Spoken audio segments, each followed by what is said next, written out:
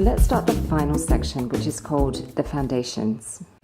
This is about becoming more aware of how some of the behind-the-scenes parts of life that are easy to overlook can be optimized to help strengthen our motivation.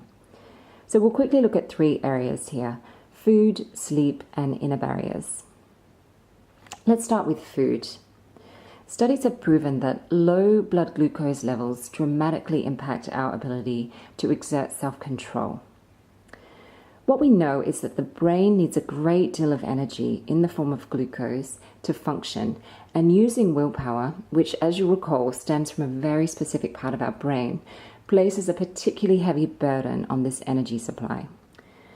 So we can strengthen our ability to exert self-control by fueling it with food that slowly and steadily releases energy into our brains and our bodies throughout the day.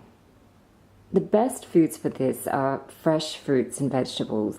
We want to avoid big highs and lows in energy that come from eating sugary, starchy, or other highly processed foods.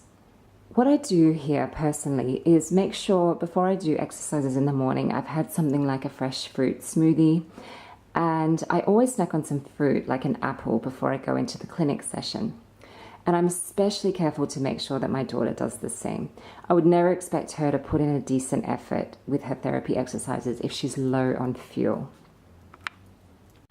Next up is sleep, and in particular, the link between sleep and procrastination. Not getting enough sleep is proven to negatively affect our mood, our mental performance, immunity, and health in tons of different ways. And here's the thing, it also seriously impacts our self-control.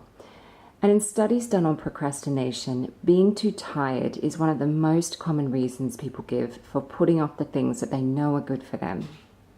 So I would encourage you to experiment to find the optimum amount of sleep for your body. It's different for everyone, but most adults need about 7 hours each night, give or take. Children need much, much more depending on their age. And finally, we'll talk about inner barriers. We're all shaped by deeply embedded beliefs about ourselves and the world around us, which have been formed through our childhood. These beliefs can be positive, and they can also be unnecessarily self-limiting or negative. Negative beliefs can trigger unhelpful self-talk and feelings, which can stop us from acting on our good intentions and reaching our full potential. This negativity can often show up as feelings of anxiety, fear, anger, shame, stress, or even low self-confidence and self-worth. It can be really worthwhile to become more tuned into your inner patterns and the ways in which they're shaping and impacting your quality of life. So if you're experiencing any inner resistance or emotional difficulties as you begin or go through your treatment, consider making an appointment with a professional counselor or psychotherapist to help you with this.